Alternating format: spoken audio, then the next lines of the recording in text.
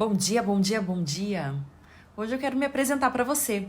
O meu nome é Ana Hack, tenho 35 anos, eu sou advogada, nasci no interior de Santa Catarina, no Planalto Norte, em Mafra, e vivi durante 16 anos da minha vida, onde eu estudei, me capacitei e depois me casei e constituí a minha família em Blumenau, a terra da cerveja, né? A terra da... Moro em Portugal desde maio de 2019. Nós fomos expatriados pela empresa que o meu marido trabalha e aceitamos o contrato, né, essa expatriação, justamente por um momento em que eu não estava muito bem profissionalmente. Eu continuo trabalhando como advogada hoje com os meus processos no Brasil. Entretanto, eu trabalhava numa outra empresa, numa empresa de cosméticos, e eu estava um pouco insatisfeita com o meu trabalho. Eu não via mais entusiasmo, vamos dizer assim, nessa empresa. O que fez com que, naquele momento em que chegou a proposta da nossa expatriação, nós aceitássemos. Mas o porquê Portugal, né? Simplesmente porque a área em que o meu marido trabalha, dentro da empresa, tinha uma vaga para ele vir para Portugal. Pois bem, vou contar então um pouquinho para vocês como foi todo esse nosso processo dessa mudança. Em primeiro lugar, Portugal nunca esteve nos nossos planos de viagem. Sabe quando você senta e vai planejar as férias e vai pensar, não, eu quero conhecer tal país da Europa, eu quero conhecer, tipo, Paris, é meu sonho de consumo conhecer Paris, sei lá, conhecer Itália, conhecer Alemanha. Portugal nunca esteve nos nossos planos, mas veio a calhar que a nossa mudança era para Portugal. Nós gostamos em princípio, justamente porque é o mesmo idioma, costumes parecidos, entre tantas outras coisas que nós achamos que era mais familiar para realizarmos uma mudança, né? E eu acredito que um dos maiores desafios é o momento de tomar decisão, né? De ser feita uma mudança. E nós contamos com o apoio das nossas famílias, o meu marido e eu. E enfim, aqui estamos. Entretanto, sobre os nossos maiores desafios ou dificuldades que tivemos logo que nós chegamos foram vários, como eu tenho certeza que de várias pessoas que fazem mudança, até mesmo de uma cidade e de um estado, vão encontrar isso, né? Mas para um país diferente as dificuldades são maiores. A começar porque nós pesquisamos muito sobre o custo de vida, o quanto que custava uma compra do mês todo no supermercado, quanto que custava um carro, como que era os médicos aqui, como que funcionava a saúde pública, privada, preços da saúde privada, preço de seguro de um carro, sobre a minha profissão, como que eu podia fazer para começar a trabalhar aqui como advogada. Então, tudo isso nós pesquisamos antes. E ainda assim, nós tivemos algumas dificuldades. Quando nós moramos e crescemos numa mesma cidade, a gente já conhece quem são os médicos, quem são os especialistas. Quando a gente se muda para um outro país é diferente, né? Você não conhece ninguém, não sabe nem aonde recorrer quando ficar doente. Outra coisa, vai comprar um carro, mas aonde? A gente tem toda aquela desconfiança, será que esse carro não tem algum problema na documentação? Como que eu vou saber se tem algum problema? Qual é o supermercado que vai ter a promoção, que realmente vale a pena fazer as nossas compras do mês? Aonde que eu acho frutas, verduras e legumes que realmente são de boa qualidade e por um preço bom? Então, tudo isso, né, acabou sendo um pouquinho mais difícil na adaptação.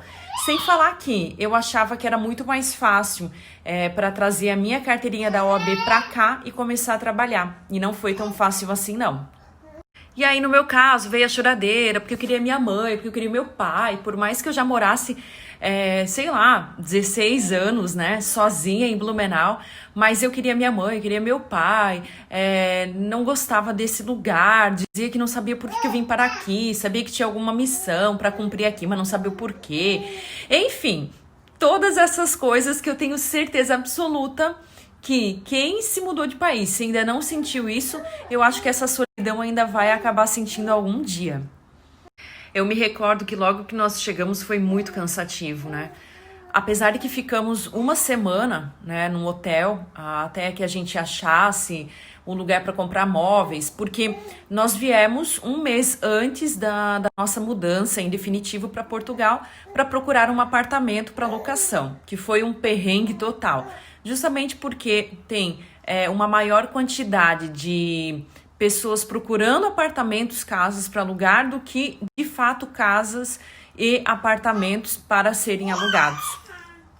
E aí eu me recordo, aí os primeiros dias foi aquela correria total, né? Atrás de documentação, fazer o visto, procurar um lugar para comprar móveis, porque o apartamento que nós alugamos não tinha móveis, então tinha que comprar tudo. Os nossos cachorros que vieram junto na nossa mudança, e aí a documentação da nossa cachorrinha, a Chimia, estava errada, e aí a gente tinha que correr atrás de um veterinário para fazer um passaporte, né, europeu já para a Chimia e mandar toda a documentação para o aeroporto. Além disso, os cachorros ficaram no hotel, nós ficamos no hotel em que aceitavam cachorros. Aí a Chimia aprontava dentro do nosso quarto do hotel. Nossa, foi uma semana bem cansativa. Aí instalar, montar todos os móveis, porque aqui não tem esse negócio de você contratar alguém para montar, é caro. E ir ao supermercado, fazer as compras, a gente já nem sabia mais o que comprava, de tão cansado que a gente já estava naquela semana. Além do que, né, nessa nossa adaptação, o idioma é o mesmo, né? Porque é português no Brasil e português em Portugal. Entretanto, uma outra dificuldade é conseguir entender o que as pessoas falam.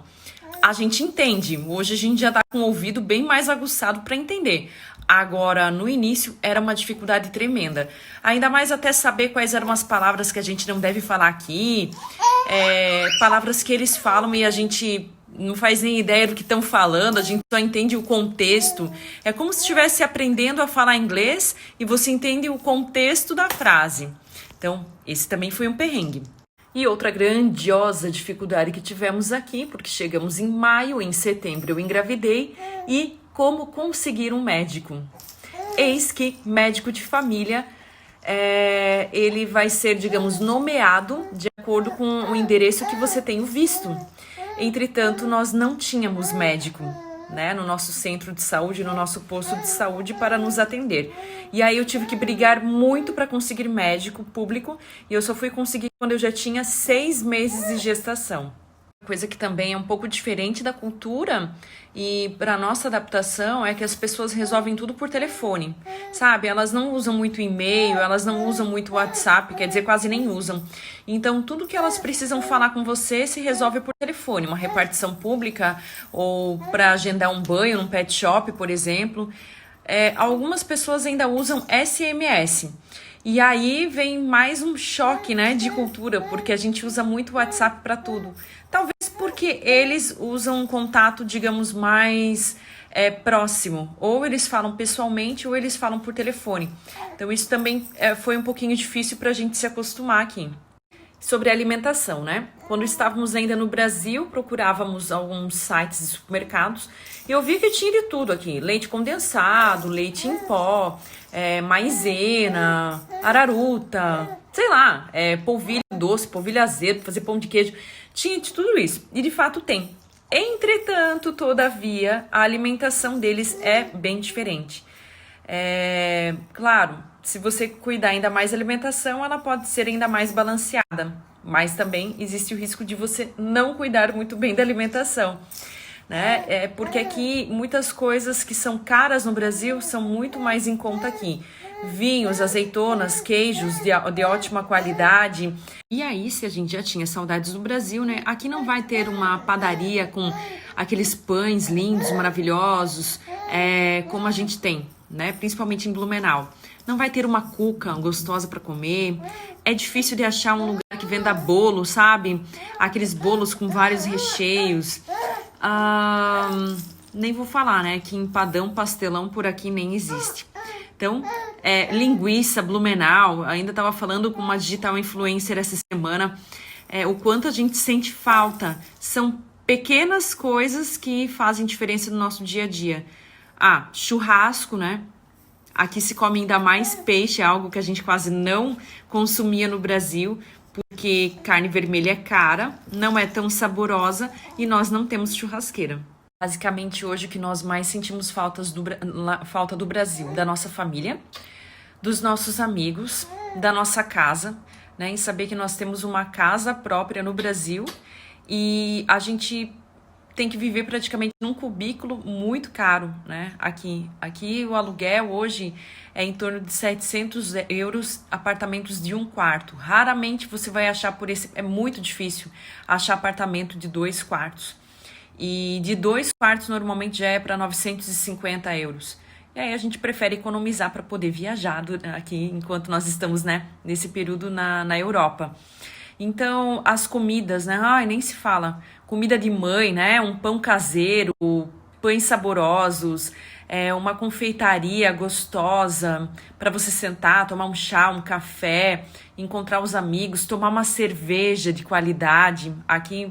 E compartilhando a minha experiência, eu quero dar para vocês 5 dicas para quem quer fazer uma mudança de país. Em primeiro lugar, descobrir o que te motiva você a querer sair do Brasil e ir para um outro país.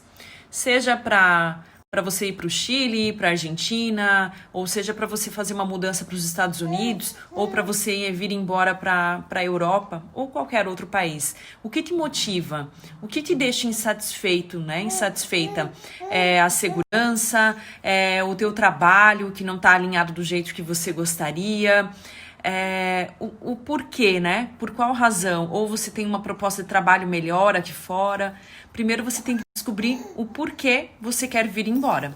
Lembrando, né, que se você está disposto ou disposta a fazer uma mudança, né, para um outro país, você tem que lembrar que vai ter desapego de bens materiais, que vai ter o desapego dos amigos, desapego até mesmo de um programa predileto no Brasil, que muitas vezes não vai passar aqui fora, e que você está aberto a conhecer uma nova cultura, você está aberto a novas experiências. Porque é importante ter a clareza dos motivos que te trazem para essa mudança de país. Porque existirão momentos de solidão, existirão momentos em que você vai se perguntar o que você está fazendo aqui, por que você se mudou. E é importante você ter isso claro na tua cabeça. Ah, eu me mudei porque eu não estava contente profissionalmente, porque eu estava sofrendo com a minha cidade que é muito violenta. Ah, eu me mudei, enfim, porque eu tenho um crescimento profissional, né, na minha área, e depois por um tempo, se eu resolver, eu posso voltar embora. Ah, eu me mudei porque eu quero conquistar o mundo, viajar muito. Então tem que ter isso bem claro para aqueles momentos que sabendo o que te motiva a fazer essa mudança. Eu diria que a segunda dica mega importante é fazer um planejamento com o seu dinheiro, né? Eu digo um planejamento financeiro. Por quê? Porque muitos lugares aqui exigem 3, 6 meses de caução no aluguel e você precisa ter um dinheiro para você se manter. Vai que você não consegue um emprego logo no que você chega nesse outro país. Então, ter uma reserva financeira para pelo menos 6 meses, 1 ano, que você pode ficar sem trabalhar e que você precise também pagar adiantado aluguel, supermercado, entre outros gastos que você possa ter. Terceira dica que eu diria para você na hora de fazer a sua mudança é procurar uma alternativa, uma forma para você conseguir ser legalizado no país.